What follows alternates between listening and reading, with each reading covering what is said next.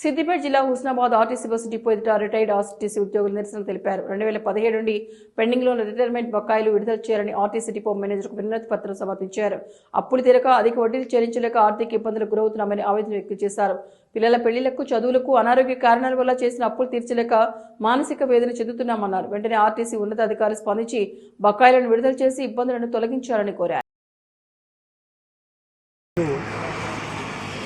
RTC ఉద్యోగస్తుల retirement అయిన కార్మికులకు సంబంధించిన సారథ్య కమిటీ, స్టేట్ కమిటీ ఆధ్వర్యంలో హుస్నాబాద్ డిపోలో రావాల్సిన బకాయిలు 2017కు సంబంధించిన ఆర్పిఎస్, అలాగే దీనికి సంబంధించిన బకాయిలు ఏవైతే ఉన్నాయో చెల్లించాలని అన్ని డిపో యూనిట్ల డిపో మేయర్ కార్యాలయంలో లెటర్లు ఇవ్వడం జరిగింది. అంతేకాకుండా సారథ్య కమిటీ పిలుపు మేరకు 21వ తారీఖు నాడు చెల్లో బస్ భవన్ పుట్టడి కార్యక్రమం కూడా ఉంటుంది. కావున డిపోకు సంబంధించిన కార్మికులందరం, విశ్రాంతి ఉద్యోగులందరము కలిసికట్టుగా బస్ భవన్ ముట్టడి కార్యక్రమానికి విజయవంతం చేస్తారని కూడా ఈ సందర్భంగా తెలియజేస్తుంది.